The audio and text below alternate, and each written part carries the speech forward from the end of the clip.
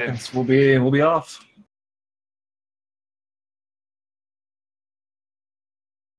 So hopefully we don't get the 1-1 shenanigans. I don't know about you, but I always find 1-1 to be pretty scary in a race. Yeah, it is. Like, you get those nerves going pretty big right away. It looks like our runners are off. Yeah, that Piranha Plant in 1-1 can really be disturbing. GreatWightHope might have accidentally picked a 2-player game, so he's gonna have to. Oh, no way. That happens. Might just have to do a quick reset. I don't think he noticed that he was on 2-player. He'll find out, though. He'll find out. Okay. So the TheHaxor getting the mushroom, making his way to the end of the stage here. Standard P-speed into the clouds, which is always good. We get to find out here if the 2-player was activated. Oh, it was, too. Yep, I see the L there. So... There you go, quick reset. Yeah, he's just doing a quick reset, and he's back in it. TheHaxor getting the later P-speed in 1-2, but not so bad. What is it, like 1 or 2 second time loss? Not even, right? Yeah, it's a short little time loss to get it not right away at the beginning, so not too big of a deal. Right. Does get a second star card there. He's going to have to watch out for another one. Avoid that triple star. All right, so GreatWightHope finishing up 1-1. He's started now. He's on his way.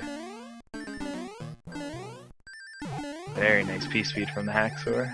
Yeah, able to grab that tail with P-speed, use it to fly up. He's going to grab this whistle, and while this is warpless, so he won't be able to use that whistle. This is actually the fastest way to beat the stage, so it's why everybody picks it up. Scary in the inventory, though, I have to admit. Having that whistle in there, you can't use it. Just sits there in your first spot in your inventory for the entire run. Does anyone know what happens if we accidentally use the warp whistle in this competition? We are allowed to go back to whatever stage you completed last. So, like, let's say if you were in World 5 and you whistled, you'd have to go back to the beginning of World 5 and start over from there. So it doesn't completely, like, immediately kill your run, but it is obviously a pretty costly mistake if you do make it. Essentially, I want to know if you're eliminated at that point, but no. No, yeah, you're not eliminated straight out if you do accidentally use that whistle. He warped. Get him out of here. GreatWightHope not able to grab that. That leaf strat is very difficult in the fortress to keep the momentum from the speed and grab the leaf and fly up, so it's not overly easy. Ooh. TheHaxor not quite enough speed there. Doesn't get the bounce off the Koopa. Takes the death. That hold there can manipulate your P-speed in a bad way too, can it? Yeah, if you happen to be running on top of that hole when the game checks to see if you have P-speed, it actually just doesn't think you're running on the ground, and it kind of can screw up your timing there. Looks like the TheHaxor getting the Superman second time, nice and easy though. The Superman. All right, with the World 1 finish, it's always good to get out of World 1 in a race. The nerves, like we talked about before, gotta get them out of there.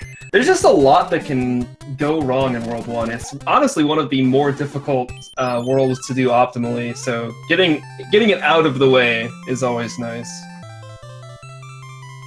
You get comfy World 2, which is not nearly as bad. Yeah, exactly. Without going into great detail about it, but you can determine the boss's patterns at the end of the airship based on the last position you were on before you enter the pipe on the airship, and TheHaxor is one of those runners where he knows what pattern he's going to get, so hopefully we should be able to see a clean fire kill on TheHaxor's side right now. GreatWightHope doesn't have Fire Flower yet, and he might be able to get it here from the Hammer Brother, which would be very nice. Yep, there you go, he knows about it. He went back for it, he almost missed it. So yeah, in general, in this game, you don't want to have a tail unless you absolutely need to be flying. When you jump with the tail, you start to lose horizontal momentum right away, and also you get a timer on your P-speed. So generally you'll see Fire Mario, Big Mario, that kind of thing, and you see a very nice fire kill there from the TheHaxor. Heck, I'd take Small Mario than Leaf Mario. Yeah, exactly. Looks like about a 405-1 grab for the TheHaxor there. Good, auto-scrollers, yay, right everyone? Yay. Ton of fun. I don't know, auto-scrollers are the time to, you know, re-chat and meme out or make a joke, right? Yeah, I mean, honestly, like in Warpless, it's kind of a nice little, like, time for you to say, okay, kind of how did that world go? What I've got coming up. You kind of can kind of regain your composure before you kind of go back to that breakneck pace in every other stage. And you get to move around a lot too, so you're always fresh on your controls. It's not like you start slowing down or anything. TheHaxor with a very clean 2-1 so far. No purple walls, no wall rubs. Oh, we had a little bit of frame droppage there from GreatWightHope. Looked like he was going for the fire cold, didn't quite get it. Does get a 502 on the one grab though. So Mitch, you want to talk about the World 2 Hammer Bros and how much fun they are? Oh, they're really annoying. And like I said before, they can affect what kind of boss pattern you get too. So what HaxOr saw was the Hammer Brother moving to the left there, the one that we can see, is very good because he can result in doing short movements instead of big movements. Just as long as he stays to the left, we're good. And if you're lucky enough, you can get the Hammer Brothers stuck on top of each other, and they can move around the map for like 5 or 10 seconds, and then you can get an item early, which allows you to skip 3 levels in World 2. We call that the early hammer, but incredibly rare.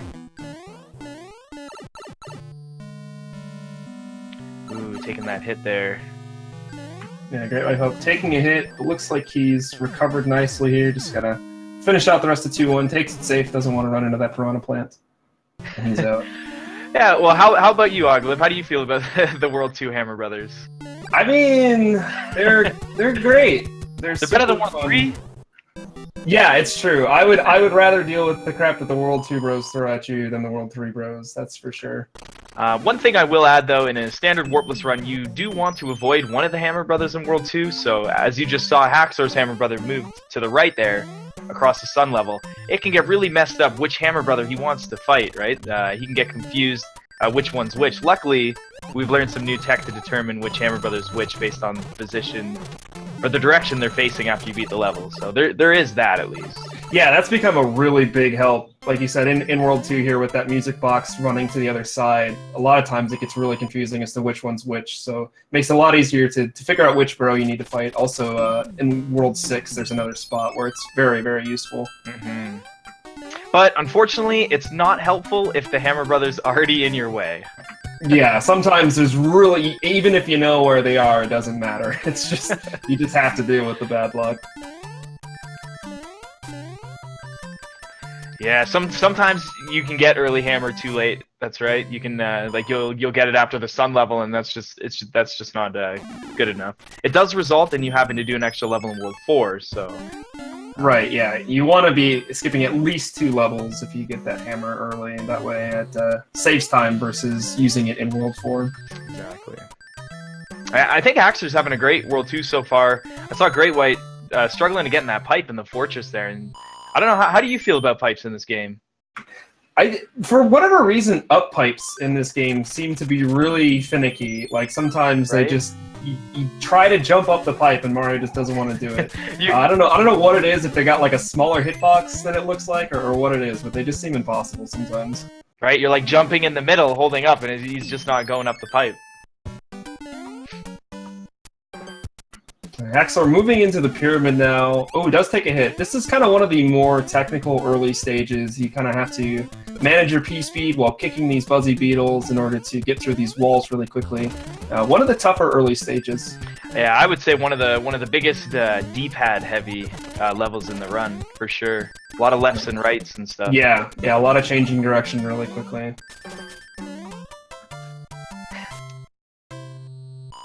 Ooh, caught by the tornado. He's going for a ride. Able to get through the second time. Do you have a setup for that, where you jump and you get through the tornado pretty cleanly every time? Yeah, I'm kind of just at the, especially with the sun kind of moving the same way based on how you land, you kind of just get into a rhythm of, this is exactly, when I'm going to jump, how long I'm going to jump, and then here's what the sun's going to do off of that. It's just kind of something, I don't know if I ever really practiced it, but it just kind of naturally occurred. So if you ever get caught by the tornado, it's like you've missed like an input, or you weren't paying attention or something like that. Something on you, yeah. Yeah. Okay. So we did see GreatWightHope fight that hammer bro that had the music box, so he's gonna have to fight the other one to get the hammer as well. Yes, incredibly rare for now. I missed Haxor. Did he get both Hammer Brothers or just one? He got just the hammer, so he got the luck he desired here in World 2. And especially after what we were talking about, the music box was in his way. He did go to the right, but he still managed to get by him. So not all hope is lost if it happens to you.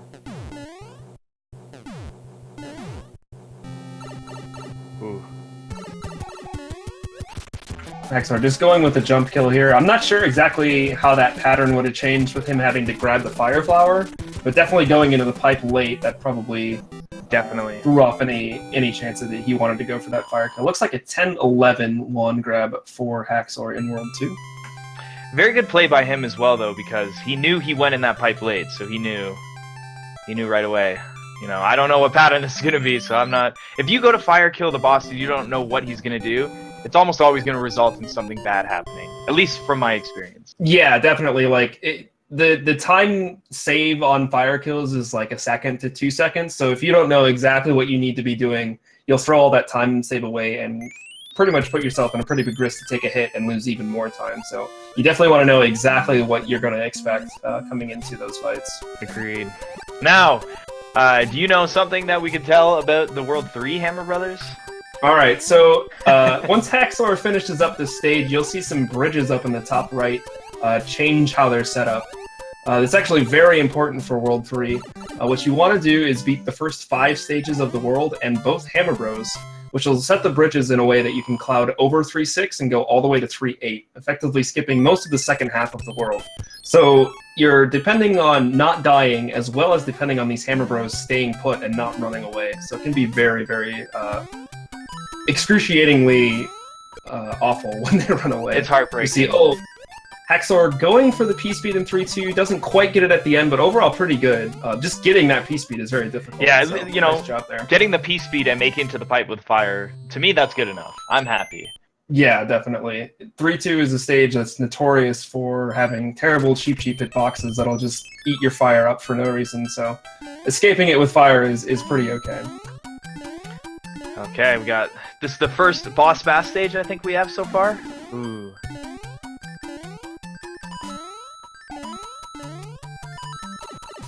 Yeah, took the hit there. Gonna cost them a little time in the fortress coming up, but overall not too bad. Great White cleaning up nicely with that boss battle there. Yeah, good fight there. Looks like a 12-16 wand grab for him. Very nice. We gonna see some door 3 action? I don't know, we might. No. Oh, risky. For anyone who doesn't know, the third, so you go in the 6th door to get to the boss room in this fortress. However, if you go into the 3rd door, and if you precisely time your up input to go back through the door that it sends you through, you can go back into the door, and it'll take you straight to the Boom Boom Room, saving, I think it's like a solid 3 seconds, if I'm not mistaken. Yeah, it's like 3 to 5, somewhere in there. It's a good little chunk of time to save. I'd say honestly. A big 3, you know, getting close. Yeah. But as you said, it is precise. It's 1 frame. If you don't get it, you fall down and lose about 10 to 15 on it. So it's a pretty risky strat to go for, but it has been done in a few runs. I think I don't know if we've seen a successful 3rd door. I know people have attempted it so far, though, in the tournament. I'm too scared to attempt it. I don't even go for it. I really love this play from the Haxor here. He saw this bro was moving his way up towards the bridge to escape, so he's taking a little bit of a detour to go fight this one right away, then he's going to backtrack to fight the other hammer. This is going to ensure that those bridges are set up correctly. That's right. Very really good idea. Race strat. That hammer brother was in the position where if he decided to go the bad way after he did this hammer brother, it would have caused him some very bad time. Yeah. Now, if that happens to somebody, what would you recommend would be the best case scenario? Do you think doing the auto scroller and just getting it out of the way and moving on, or do you think dying and then getting fire flower later is the better call? I think it. Oh, we see the Haxor getting eaten. Oh, and so this is a very bad mistake. He's gonna have to go into 3-6 now. He doesn't have his cloud, so he's gonna have to beat this stage. I guess that's what you would do. I mean, that answers my question a little bit, right? Ouch, that is something. GreatWightHope dealing with some water bros as Small Mario does survive it. Very nice. Getting the hammer. What are his positions right now? Looks like very good. He got an early one there. Yeah. Did he take a death perhaps? That bro usually isn't in that spot. I'm not sure if he took a death or not. I'll have to take a look at his bridges once he finishes this stage. I don't think I saw a death though. I thought I saw him finish. Yeah, I didn't either, but that bro being all the way up in between 3-2 and 3-3, I didn't. Can that happen? I'm not sure. I don't think so. I guess I've never seen it. So. Yeah, I know. I don't think it does. I think he did die because the hammer starts at the very bottom. The bottom row. Yeah. It was TheHaxor. He had everyone's eyes there with that death. That's a rough. So TheHaxor's gonna lose close to 2 minutes or something here because he's got to regain his fire flower. You know, his collab kind of got rendered useless now too. Yeah. But does make his way through 3-6. For not doing all the P-speed strats, I still think the GreatWightHope is doing fantastic for you know, getting through each level and nailing jumps and stuff like that. Like, this game is not easy. Yeah, no, it's ready to kill you at any moment. So GreatWightHope's doing really well so far. Oh, we see another death from TheHaxor. So now the bridges are gonna be long again. I was just gonna say. So I don't know if he's gonna take an intentional death here in 3-7. Yeah, just gonna take the death and then cross over the bridge again here. I wonder if maybe his controller, like the rubbers, are not working very well for his upright for the jump out of the water. I think maybe it's time to do a controller clean or something, right? Yeah, you got to be very, very deliberate with your presses to jump out of water. The game will like to keep you inside of it as much as it can. It looks like the TheHaxor is going to make his way out of 3-8. Third time's a charm. Okay, that's kind of funny.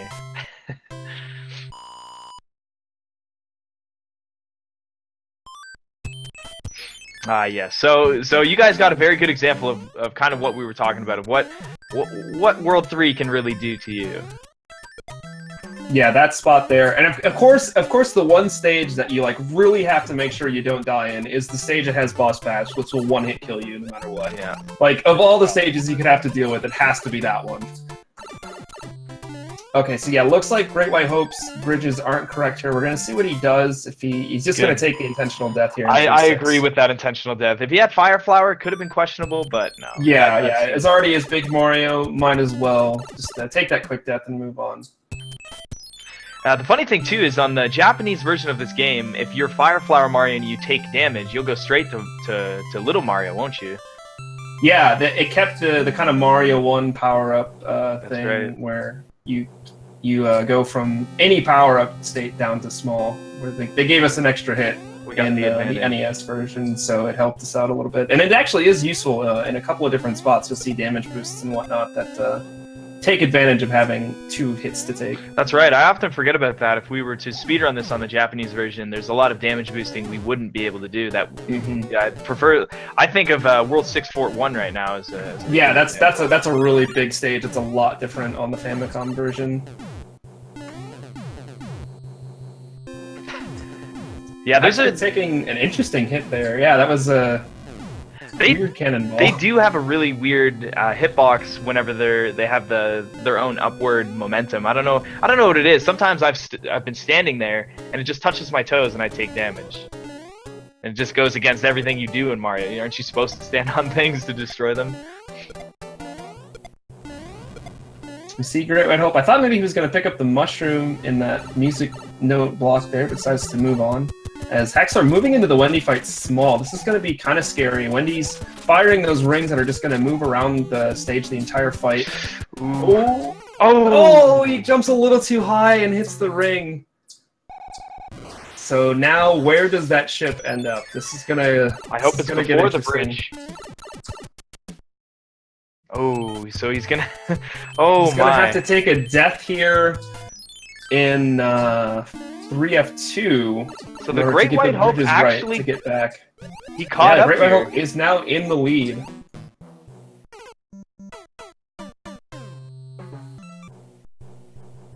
He got comboed. That's right.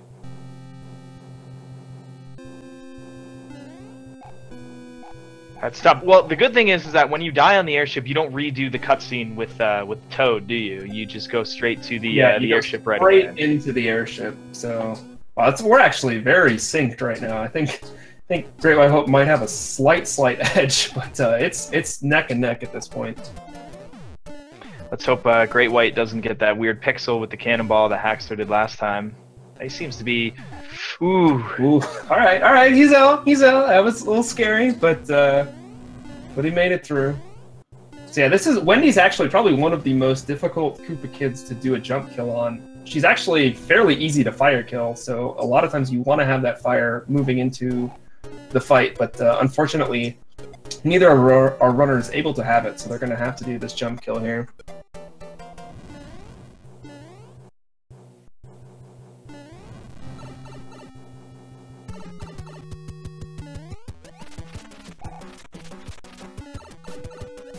Ooh, Great White, I hope he doesn't suffer the same consequence. Ooh. Looks like the TheHaxor is out. Great White also getting the kill. So the TheHaxor with a slight lead of about 2 to 3 seconds coming out of World 3. Alright. Wow, they're tied. See? That's World 3 right there for you, folks. Yep, that's what World 3 can do. It takes no prisoners. They are very close.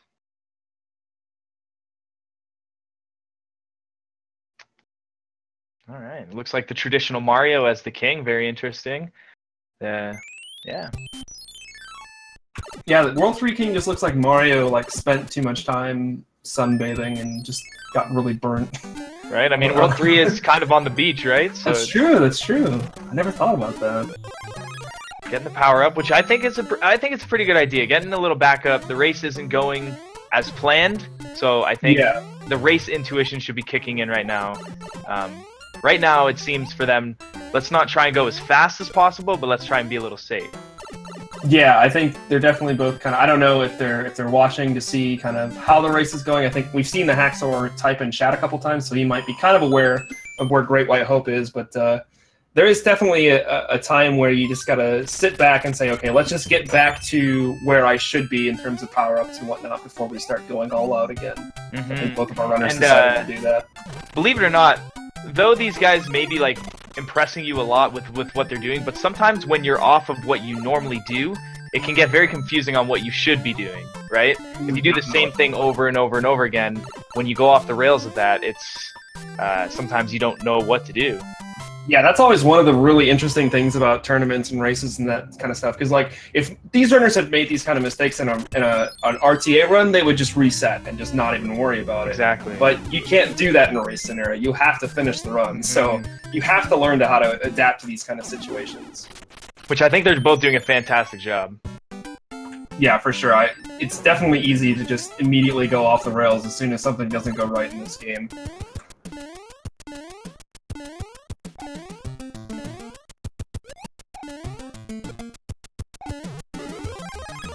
So the lead gap looks a little weird, but at the same time, I think Great White has fought his first Hammer brother, right? I think they've both fought the Cloud. I think I saw it on both screens. Yeah, there's 3 bros in this world. The first one is a Cloud normally, and that's one you obviously want, as it lets you skip stages. We'll see how our runners decide to kind of handle the rest of the bros in this world. It can be a little bit up to preference as to what they decide to do. Now, a good thing to note is that the whole coin shift thing is determined by the same number of coins versus the tens digit of your score, right? But in Worlds, what is it? It's 2, 4, and then obviously 7 and 8.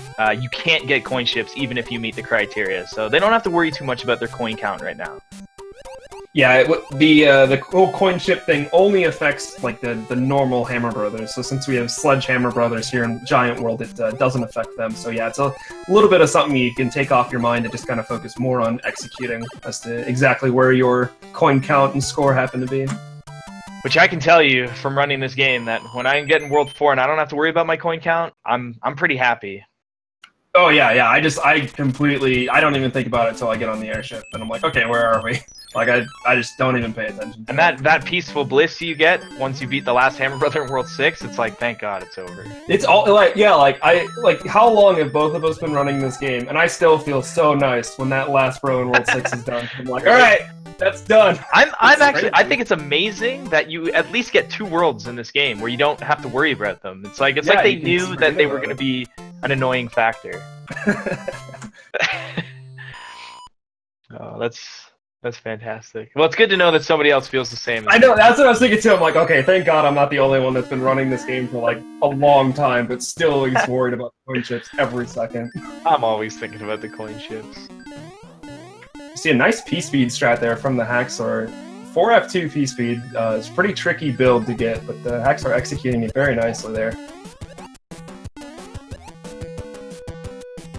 I have to say, when Great White gets the leaf, he knows exactly what he's doing. Yeah, it looked like, I was gonna say, it looked like he knew exactly where he was flying there. It looks like he knew what he wanted to do. I'm not sure, did the Haxor get boxless, or did he use a music box?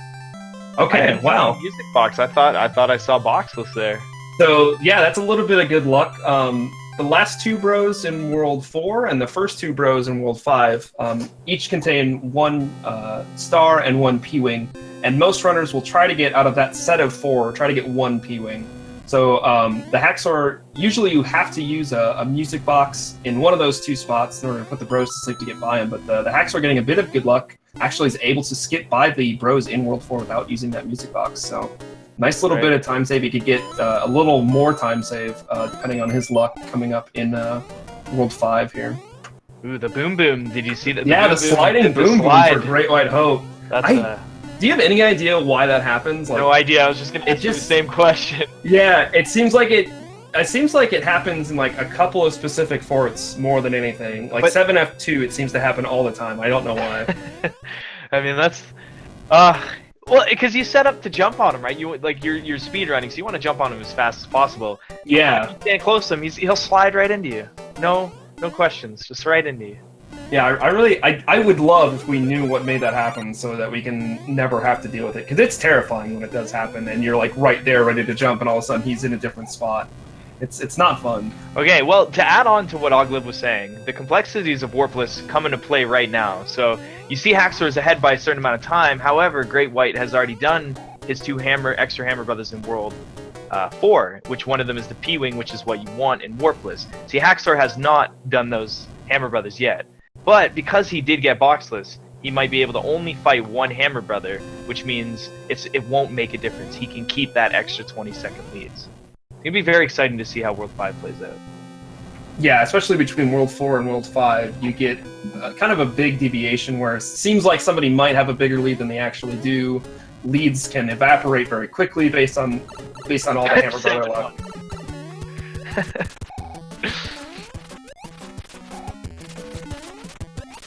Alright, Haxor cleaning up the Iggy fight. Iggy, another one of those Cooper kids, can jump very high, very fast, and sometimes just clip straight through you, but the Haxor getting out just fine. Looks like a 27-33-1 grab for him. It's not bad, not bad. So what do you think is the biggest thing that you look out for when you're running this game? Like what scares you the most? Man. There's a lot of things that scare me in this game. I think we talked about coin chips well. I think that's probably my biggest fear, is just losing a really great run to coin chips, or just some sort of just like massive marathon or something. Just something that's like almost out of my control. Yeah, I had one of those today. You have to deal with enough in this game, just executing. When the game isn't cooperating alongside of it, it's just even worse. Yeah. So like at Iggy, just jumping really high and jumping through you is another thing that's just like, oh, not today. Just please not today. I'd have to say mine is Runaway Bro in World 3, definitely. He seems to be doing that every perfect run I'm having. So I fear that the most. Oddly enough, not the hands from either of us. I think maybe we've just both come to accept our fate, but the hands are gonna ruin runs. I think there's always like a moment where like people don't care about hands because there are time they can improve regardless of hands, and then you get in that like middle state where hands have an effect, but you're not used to it yet, so you just get really mad at them. And I think eventually you just get this calm peace, like, all right, hands are gonna ruin runs. Like it's just a fact of life. You just have to accept it. So Haxor there was able to avoid the fireworks there with a nice clean turn back, getting a different card. That's definitely something. Do you have something you want to add on with that? Yeah, we kind of mentioned it at the beginning of World 1, but didn't really go into it. So you get a card at the end of every stage. If you're running at the card when you jump it, most times you'll get a star. So you'll see in these sets of 3 the runners doing just a little turn back or something like that in order to hopefully skip over the star and get 3 different cards. Because if you get 3 of the same kind, the game kind of celebrates and shoots some fireworks off for you and counts up some extra lives, and that obviously wastes time. So you just do a little turn back to avoid that kind of thing. Oh man, GreatWightHope's stream like froze for a second. Okay, he's up. Yeah, that was like the most terrifying spot for it to stop. It's like, oh. Please tell me he didn't fall in the pit. So Haxor, unfortunately, not getting lucky. It seems like in, well, he got 1, right? Yeah, he got the P-Wing he wanted, so he's gonna see how this bro moves. And he got lucky. There he moved up. All right. So good luck there. Gets the P-Wing that he wants. And now with the Bockless World 4 that you were talking about, he wants to avoid this Hammer Brother that you're gonna see Haxor being encountering with soon. Yeah, you have to get a little lucky. A lot of times this music box will just stay in your way, but it is possible. He could skip past this bro and save some time. What about the movement where he's inevitably in your way with the big movement of like 4? Yeah, he's just moving down to the fort and in between 3-9 and the castle, and then back up and around again, like constantly. He just loves walking over those stages. It seems like. See Haxor going back down, grabbing an extra coin to get off of that multiple 11. Very good play. Very smart play by him. Because this Hammer Brother will turn into the coin ship. It goes P-Wing first in this world, and then it'll go to the music box. Luckily, he doesn't need the music box, but that's even worse if it's in his way. Yeah. Meanwhile, see GreatWightHope cleaning up the bottom fort here, so he can use a music box, and looks like he's just going to take a star. He might, I'm not sure which bro this is, he might want whatever bro this happens to be, just as an extra backup. And again, he might have other strats, right? A lot of people like to P-Wing the Air Force in World 8, which I think is a perfectly fine strat. I mean, it's safe, and I mean, that level's hard. Yeah, there's definitely a use for an extra P-Wing here and there, especially if you're not comfortable with some of the later stages. They can be very, very difficult. So yeah, it looks like he walked back around to get this P-Wing, so it looks like he wants that extra P-Wing for a little extra safety later on. Ooh, that's a good movement for the Haxor. He's got a chance to skip this bro now.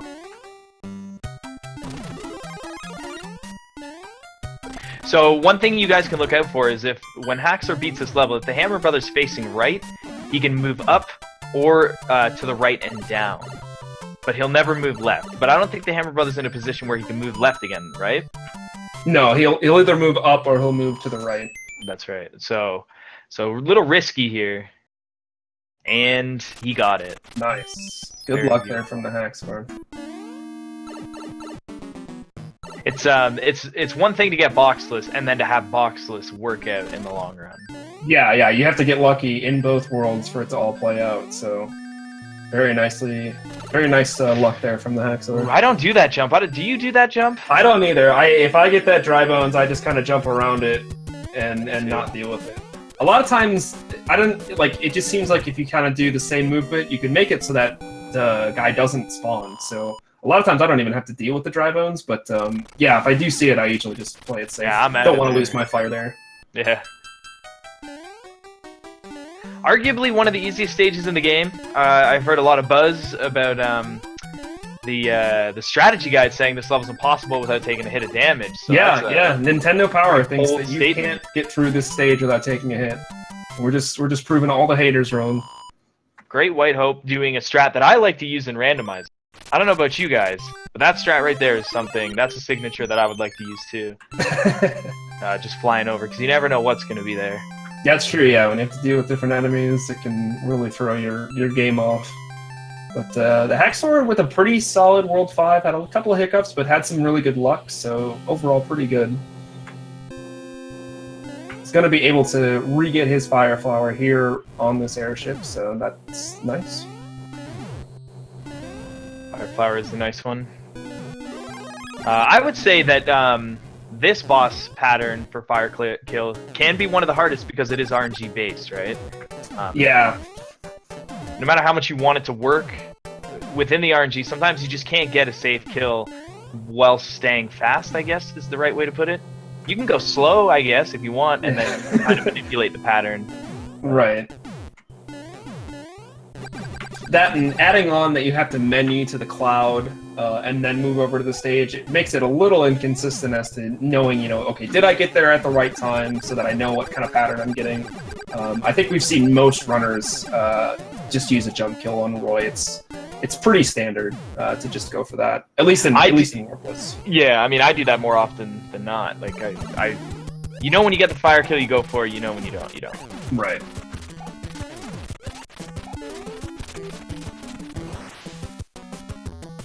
So it looks like a 34-51 grab for Haxor in World 5. GreatWightHope not too far behind, making his way through Skyfort. GreatWhite might be having buffering issues on his end or something, but hasn't gone offline yet, so far it's still okay. Yeah, stream is still up, so hopefully that stays up for the majority of this, or for the remainder of this race. I don't know about you, but when I'm racing online, live, on stream and stuff, you always have that little fear too. It's like, am my computer gonna crash? I hope not. Yeah, that's like, when you're streaming and things aren't going quite well, it's a little frustrating. When you're racing, it's even more. Like, you don't want to have to be dealing with equipment issues while you're trying to win a race. So, you know what, honestly, hopefully it's nothing that's getting into GreatWightHope's head here.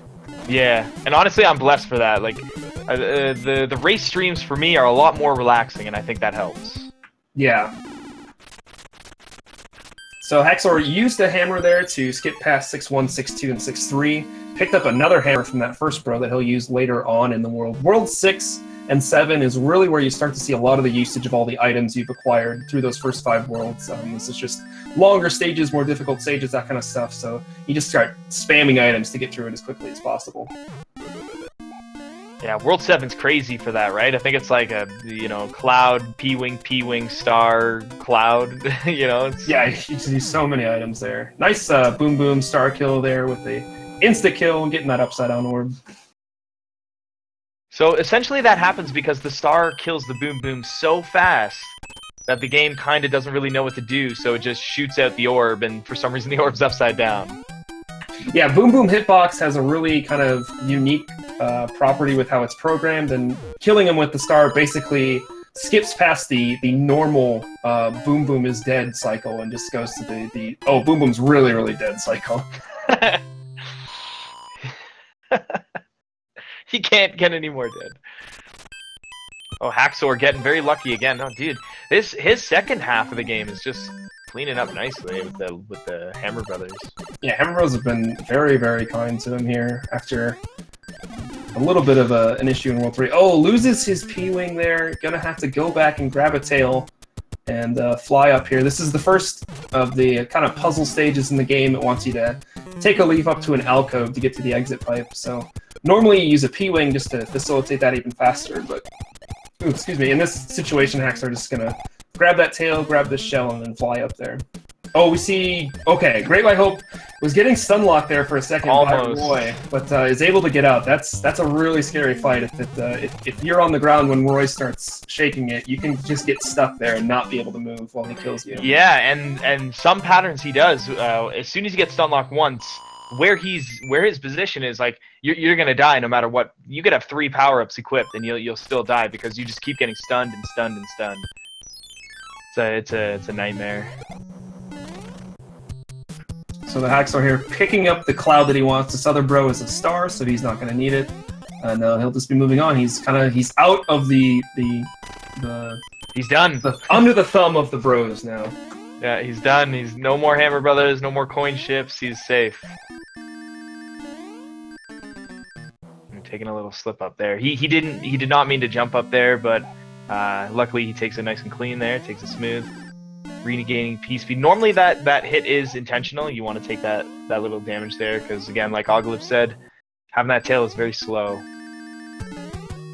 Yeah, good recognition. The flights in 6F2 are very precise, so if you make any sort of hiccup with them, you're best just bailing out on it and just trying to get to the stage, because if you try to fly over one of those pits, and you'll run out of P speed and you just fall. There's nothing you can do about it, so good recovery there from the Haxor.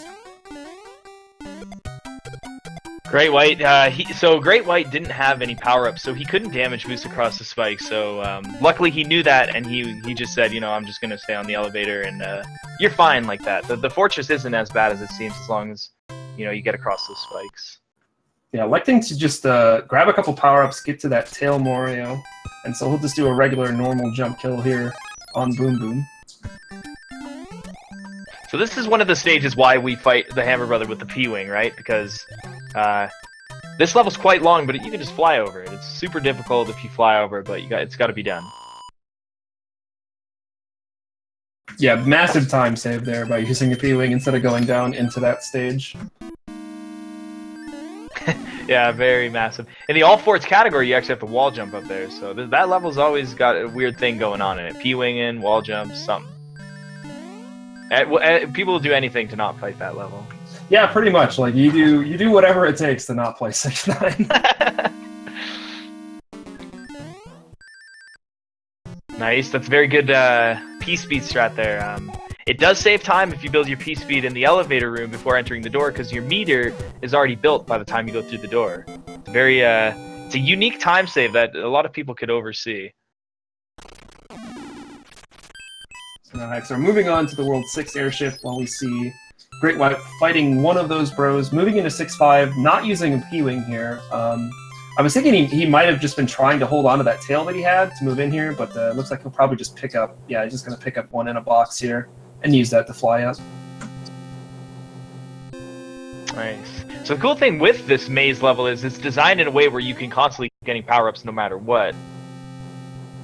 Yeah, you can never get like stuck to where, oh, I can't get a tail now. With the two different rooms, you can always get power-ups in order to get yourself up to that tail, so good looking out. As a kid, I remember the time running out, that sound a lot going on in this level, and that was like the biggest thing, like just being lost forever, man. Yeah, that's really the difficulty of the stage, is figuring out, okay, where am I actually supposed to be going? So it becomes a little trivial when you already know where you're going in a speed run, but I like that the stages were added. They're fun. We'll see a couple of stages like that later on in the run as well.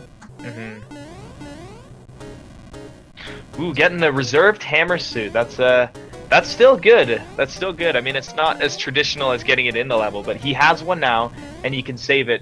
I'm assuming for Bowser's Castle right away. I'm gonna guess that. I'm gonna put my money on that.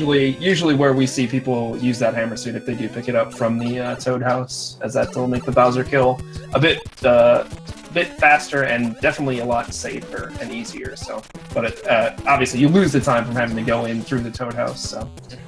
Haxor cleaned up that boss really nicely. Now, I will say that boss is very easy, especially just by watching it. All you do is, you just sit there and wait. But if you do take damage, that can be very, very bad, because then you can no longer clip in 7-1. Yeah, luckily Lemmy, one of the easier fights, but yeah, it's very important not to mess up and to keep your big moving into 7-1. How many tries do you think it'll take Haxor to get the clip here? 7-1? 7-1 really does not like him. I've seen in his runs before, but I'm hoping he gets it 3. I'm gonna give it a good 3. All right, I'll take 5. 1, 2. All right, here's my 3. Your 5's coming up. Here's your 5.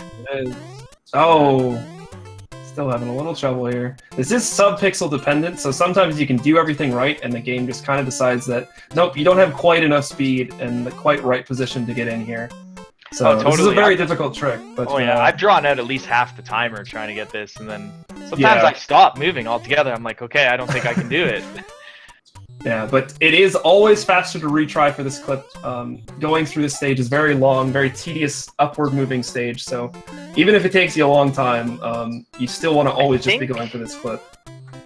I think I heard someone saying you had at least, it was 28 or 32 tries before it starts wasting time in comparison to the level. Yeah, it's something like really high up there that you have to get before, and that's if you would have gone in the level the first time and not tried it 30 times. So like, it's still going to be faster for him to get this clip, no matter what. And he does get it finally. He got it. Now, no one judge him, because I've done the same thing there. It doesn't matter who you are, how good you are, that can happen to anyone.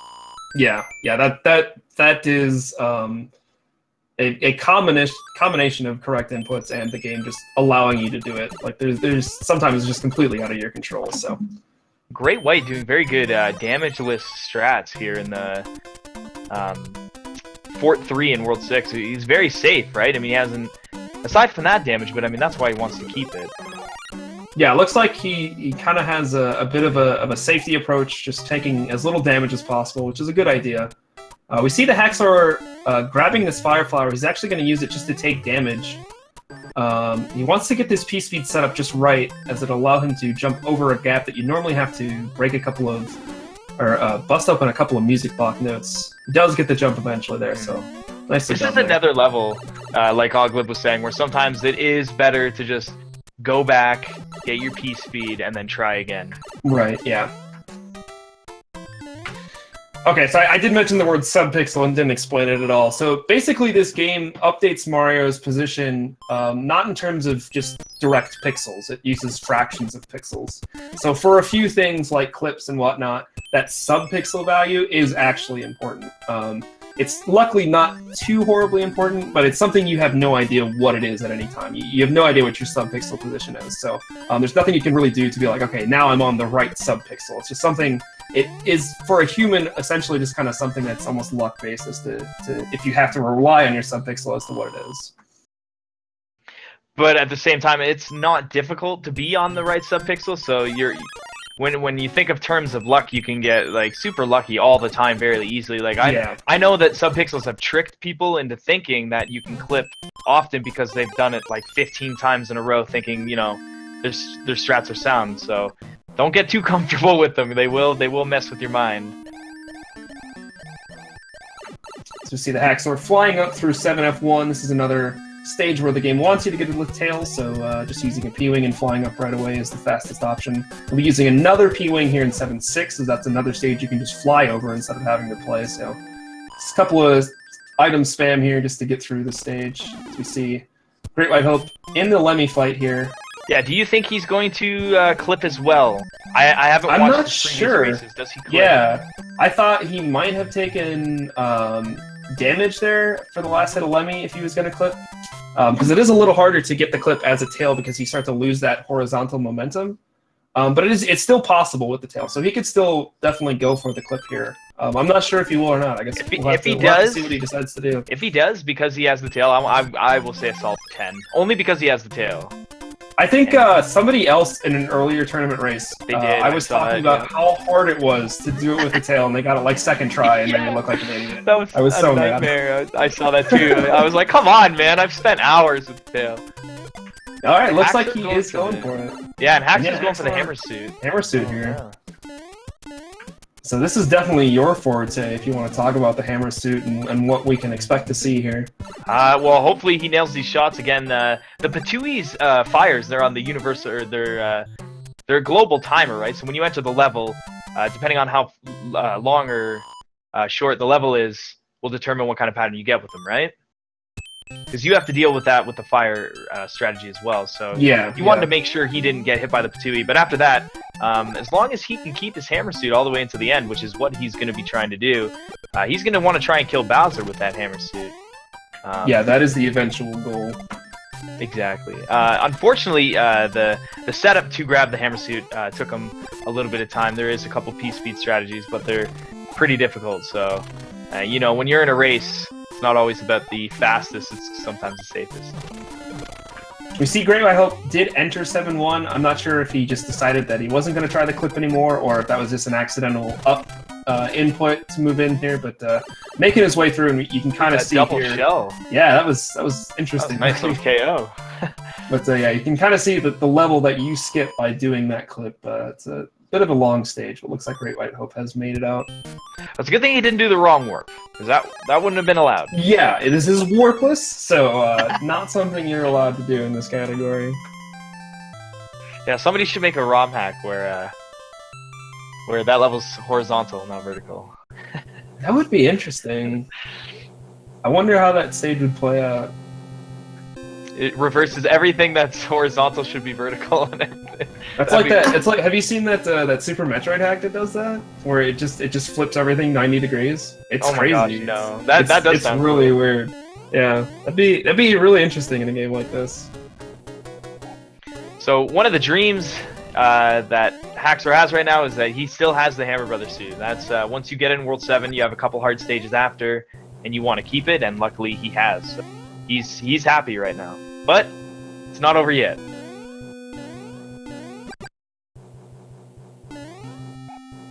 Uh, 7-3 for GreatWightHope. It can be one of the easiest stages, I think, but I think when something goes wrong, it gets very difficult because of the Lakitu there.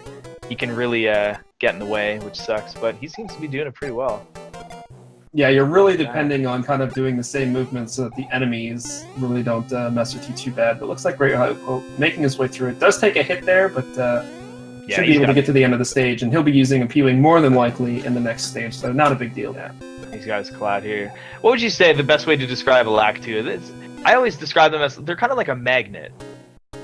Yeah, right? They kind of try and track you and try to throw it. Luckily, if you're moving at P-speed, you can very easily outrun anything they're throwing at you, but kind of that second you bump into a pipe or you lose your P-speed or something, they're right on top of you. So it's definitely something you want to make sure you keep your P-speed when dealing with the Lakitu. No P-Wing in the castle. Yeah, that's very interesting because he's got like 5 of them right now.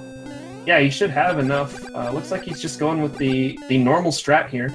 So what's the play here? You go in the door and then come out the door? No, because that's a firefly. Yeah, there's a certain pipe in that you go in a door in the first room here, and then that takes you to the Tanuki suit. That's right. So, that's right. Looks like he knows what he's doing here. We see a 50-43 wand grab for the HaxOr in World 7. Right on. All right. So yeah, he's doing the way you normally beat this level, which confused me as a child. Like I had no idea what the heck I was doing here. Yeah, I definitely got lost in this stage a bunch as a kid. Like I don't remember if I like just skipped over this stage or if I like looked it up or asked somebody how to do it, but I remember this stage being very, very difficult. Warp whistle, like yeah, I don't know. I don't remember how I ever beat this stage. I remember beating the game, so I definitely found some way around this stage. Yeah. But yeah, this is a tough one moving into it casually. Yeah, even as a kid, I knew of the warp whistles, but I never went to World 8 right away because it was scary, right? You wanted to playing the game was more fun than playing World 8. Yo, the swag statue kill and orb grab there from GreatWightHope. I like it. I love it. Yeah, I think I at one point did like use the 2 warp whistles to go to World 8 right away, and then realized how ridiculously hard World 8 is without any items. So I definitely, would be like, okay, well, we're not doing that right away. We're gonna grab some items first so we can get through this. Oh, hey, we're on World 8 here, and we're coming up on the fun times of the hand stages. So there's 3 optional stages coming up that are 50-50 as to whether or not you have to play them, or sometimes the hands will come out and grab you and force you into the stages. And since we like gambling on the misfortune of others here, we're gonna play a little game. So in the chat, you can put in your guesses for how many total hands we'll see between both of our runners. More than likely, we're going to see anywhere from 0 to 6, as there's 3 stages for each of them. But if a player does die on one of the hands and then gets grabbed by that same hand, that will count as 2. So we could see a 7 or an 8 or anything. We could see any number, really. Technically any number. Yeah. I think I'm going to go ahead and throw one of my guesses in there. Let me take a shot at this. HaxOr is normally cursed with 3, so my number's always going to be above 3 for this one. You know what? I'm going to go the full 6. They're both going to get... Going the big old 6. And get past. Ooh, Oglib. Very generous there. Yeah, I'm going with 1. I don't know who's going to get it, but I'm gonna say just 1. I'm going to say somebody's going to get no hands here. Now, looks like we've got guesses all around from the nice low numbers to the big numbers. We've got an 8 in there. Somebody really thinking somebody's gonna not do well in the hands. Did we get a jokester in chat who put, like a 22 or like a 30 something? There's always I've seen some high numbers before. I don't know what the highest I've ever seen, but yeah, we've definitely seen some very, very bold predictions on the hands. All right, it's when you ask chat to pick a number between 1 and 3, and there's always someone who says 4. Always. Can't get away. Alright, GreatWightHope has made his way through 7-9. He does have a cloud here. I'm not sure where he's going to decide to use it. He might go into 7F2. He's got a cloud. Looking like he's going to use that music box and the cloud, yep. So just going straight to that World 7 airship. Nice. Lots of backups, too. Lots of backups. having a full inventory is not always the worst thing. I mean, you feel very comfortable when you have a lot of stars and, you know, fireflies and P-wings and stuff, so I think it's nice. I mean, for his PB, which we think is a 109, the GreatWightHope is on still a very solid pace here. So having a lot of items available to him in this World 8 can definitely help him out. So here we go. We'll see how the TheHaxor fares against the hands. Ooh, baby.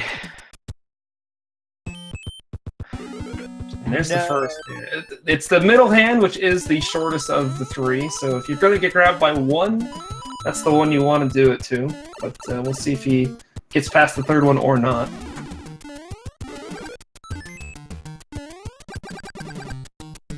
Great White doing the very safe.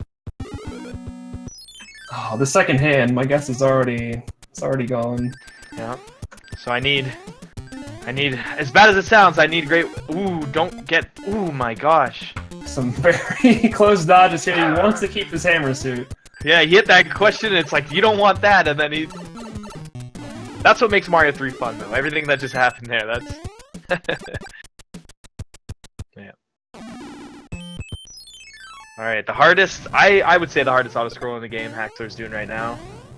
Yeah, this fast auto scroller moves twice as fast as any normal one. So, and you've got these rocky wrenches that can throw wrenches. They're like perfectly timed out where they can throw two wrenches, one like right away and then one if you don't kill them, which really causes things to be pretty scary. We see the TheHaxor being very proactive here, killing these rocky wrenches as soon as they come out, so I have to not deal with that. So, yeah, very good idea.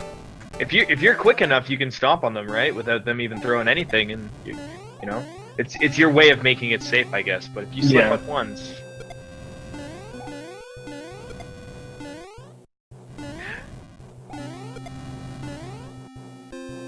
All right, GreatWightHope cleaning it up. He still has. Ooh, he lost his P-wing.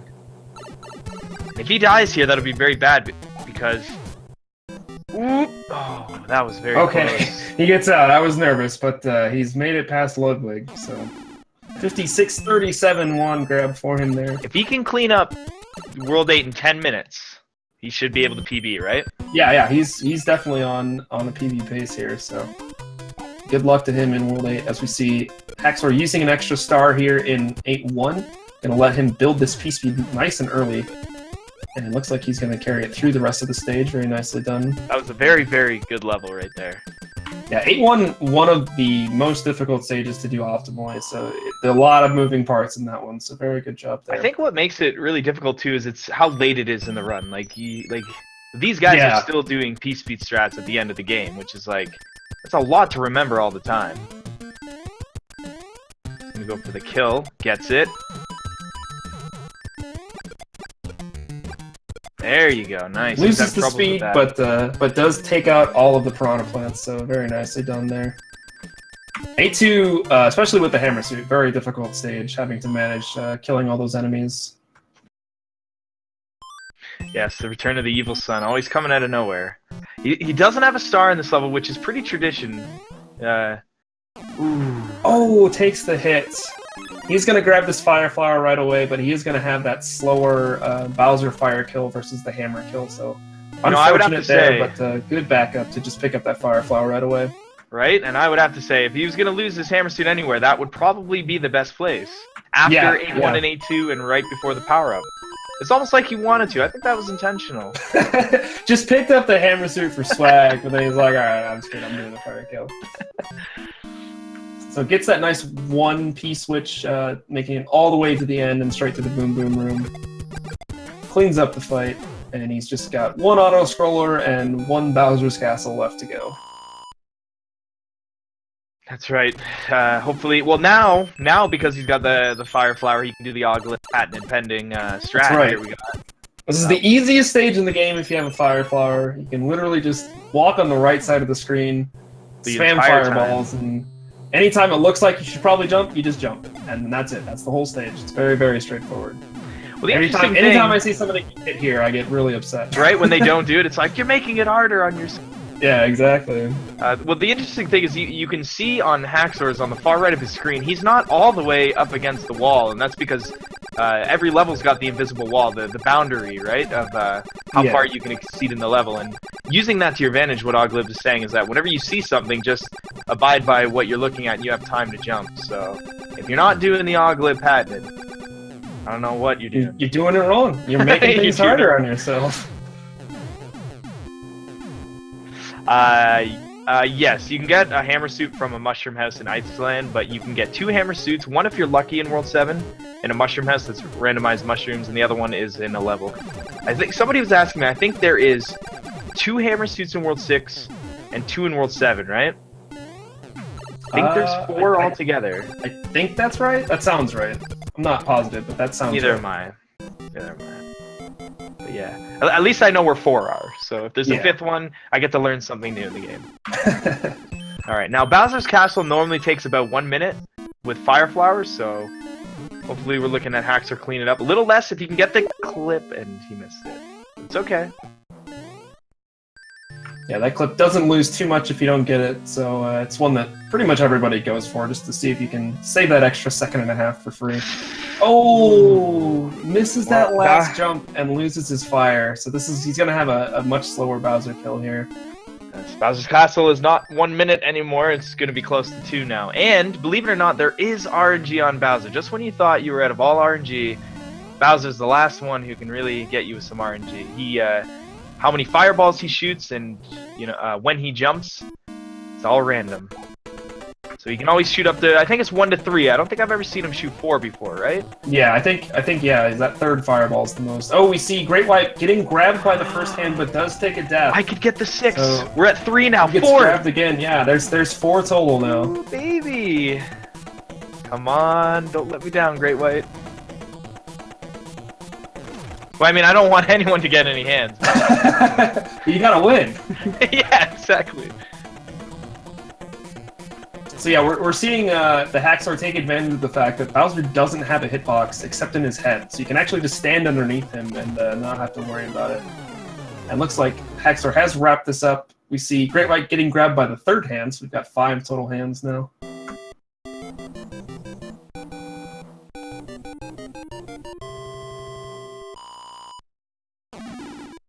We see the HaxOr finishing with a 101.44 on the splits. RaceBot has him at a 101.50. Very nice, very nice. And I think we have him in the call right away. Welcome to right away.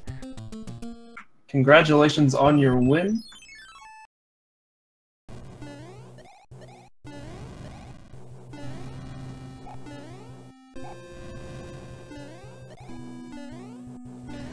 Oh, sorry. That's okay. We got you. Talk. Oh yeah, no worries. Yeah. Where's he at? Actually, I don't have the stream up. He's on Fast Airship right now. Yeah, so he's on Air Force. Pretty decent time. We're thinking he's on possible PB pace. We're not exactly sure what his PB is, but yeah, he could be ahead of his time that he had in his last 30. Race. Yeah, that was what we had with his last race, was a 109. So he could beat that for sure. Yes, I think, like I said from the beginning, I was hoping to see a PB out of him. He's doing pretty good. He's doing pretty good. So HaxOr. The World 3. Definitely not what you were expecting. I mean, when you go to practice, right? And you're like, okay, I want to practice things that I'm not good at. I'm kind of scared right now. Is that something that comes to mind when you're practicing? Well, generally my World 3 has been good, but since I haven't been playing much the last couple weeks, I was playing last night, and my World 3 was just awful. So, yeah, I was doing a little bit of practice of that today, and, well... Yeah, I can't say I've quite had that happen in a run before, so... Yeah, we were talking, and we were wondering if maybe you need, like, a controller repair, because it was the same spot with the...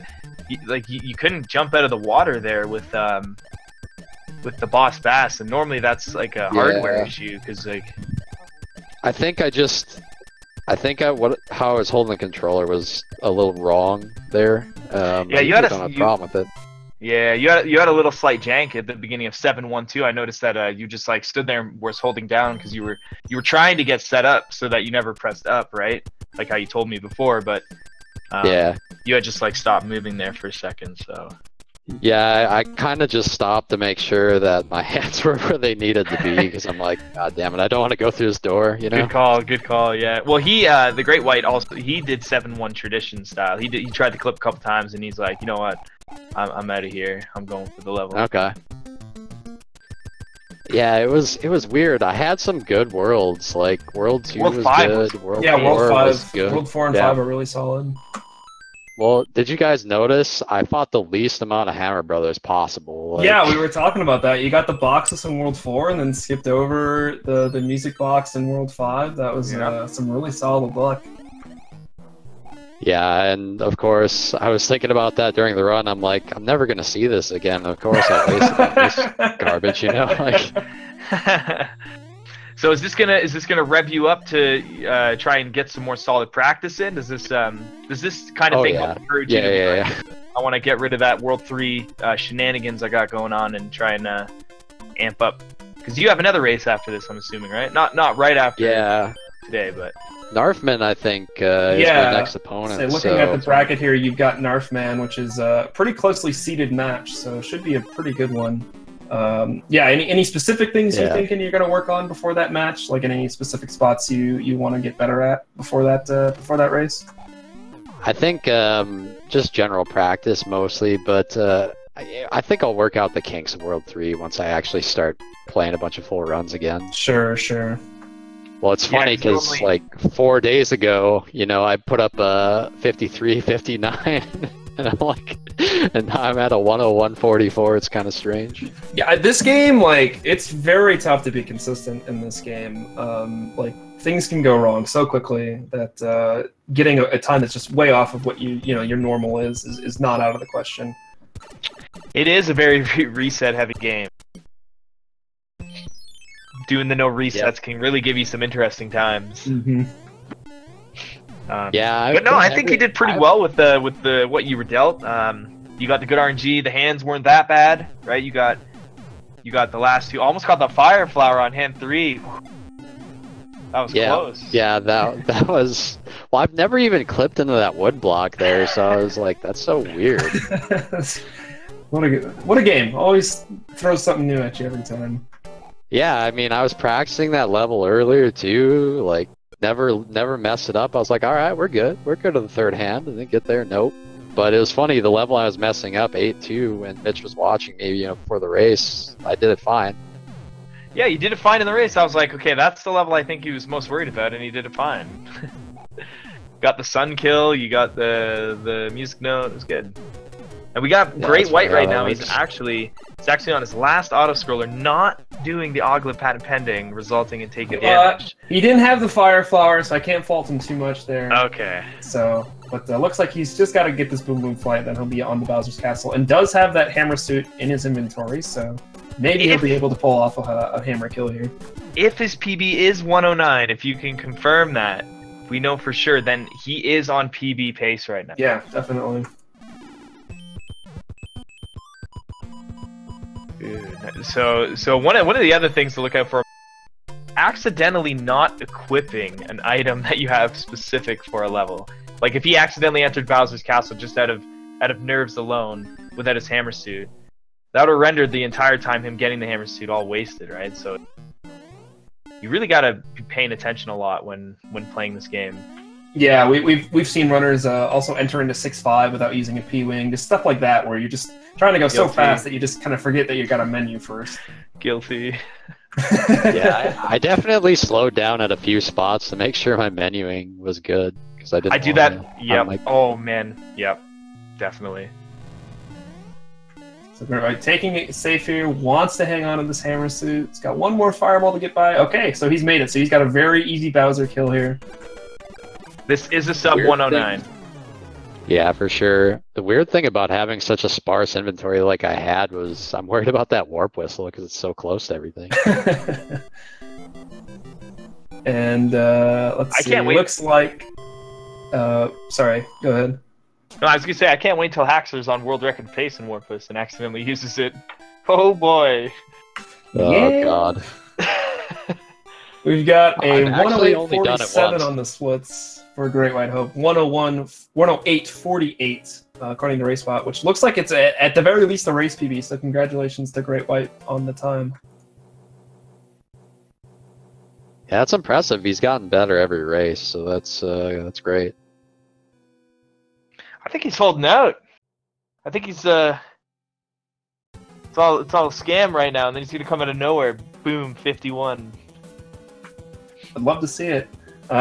We'll see if he wants to come in here for an interview or not. While we're waiting, we can take a look at our schedule. I know that we happen to have one other Super Mario Bros. 3 Warpless race tonight. It's featuring some idiot named Oglib and Bubba. That's going on a little bit later. So I don't remember what channel that one happens to be on. Let's see. It looks like it's on Speed Gaming 3 at 8 o'clock Eastern tonight. We've also got a ton of other awesome races and whatnot going on. We've got Nier Automata that just started over on Speed Gaming 4. Got some Final Fantasy 4 randomizer going on at Speed Gaming Main. Yeah, just a lot of different great stuff. Super Metroid, Link's Awakening DX, so tons of awesome stuff if you're looking for any of that. Be sure to stick around to all the Speed Gaming family of networks.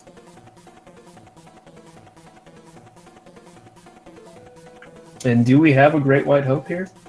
You do. Hey, is that a PB for you? We weren't sure. That is a PB. Congratulations. Despite starting in 2-player mode. Oh yeah, that's right. I heard about that. Yeah, so that's even like 40 seconds faster because you had to reset real quick. So yeah, big PB. Congratulations. I wasn't sure what the standard for that is, but I mean, you played it well. I said I was ready. I pushed the start button, so it's my fault. If I lose by 40 seconds, then you know. My button. Hey, you know that's execution is starting on 1-player mode instead of goofing around on the start menu. Yeah, I get caught for doing that too. Just mashing select sometimes. You're just sitting there waiting, just pressing select a couple times. But you played it well though. Someone else that almost did that too. Yeah, That's a nightmare. Once I got out of World 3. I felt I played mostly smooth. Yeah, you were ahead in World 3. Yeah, you guys were actually fighting Wendy at pretty much the exact same time. It was pretty crazy. Yeah, my World 3 was, like, you might find it, if you go look in the garbage can in your kitchen, you might find it at the bottom there. I was actually beginning to wonder when I started, like, the airship and you hadn't finished yet, I was wondering, did we have an issue like what Mitch and I had right before our race, where I just got disconnected and like something where I got disconnected and it doesn't tell us that we disconnected. It's up to someone else. Yeah, they're like, you're not here anymore. And then your time popped up. It's like, okay, he must have gotten caught up somewhere, whether it was World 3 or whatnot. You guys made it through, so I definitely have to say good job. Good job on both of you guys. You guys both played well. Put on a good show, I think. Played really well. Yeah, I enjoyed watching it. Great White, this is the end of the road for you in the tournament, but I hope you stick with the game. I hope you're enjoying speedrunning it. I love Mario 3, so absolutely. I'm going to need to learn actual speedrun strats at some point. All in due time, though. Enjoy it while you can, man. I'm telling you, right? Enjoy it while you can right now. You know, I think the moment I stop enjoying it, I'm not like the like I'm sure you are, Mitch, where I lovingly call it insane, where you just where you start fighting against the game, but you still do it. Oh yeah. If I reach that point, I think I'll be like, okay, I just got to put this game down for like a month.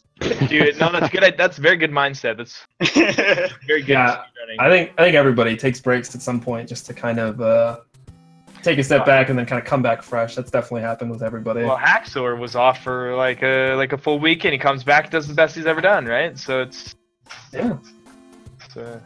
I mean, it can happen. You just, I don't know. Like, it's not like the strats change. Just consistency from day to day does. It seems like every day it's kind of like a dartboard. Like I script up certain things, then the next day it'll be different things.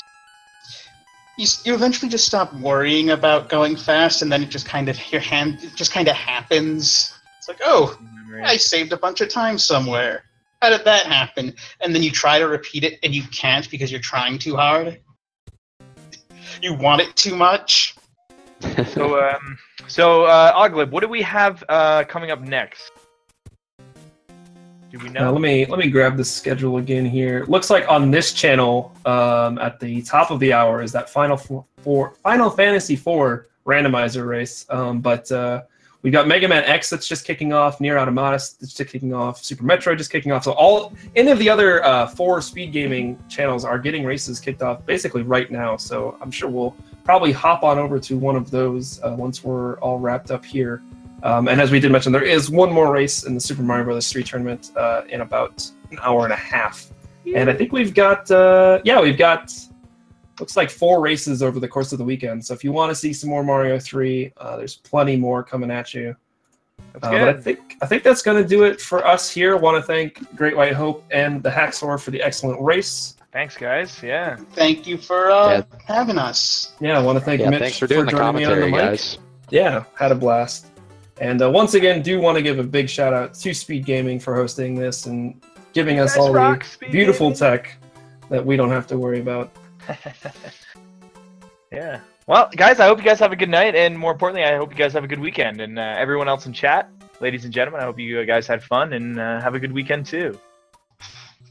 Yeah, everyone take care. Have a good one, everybody. Take it easy, guys.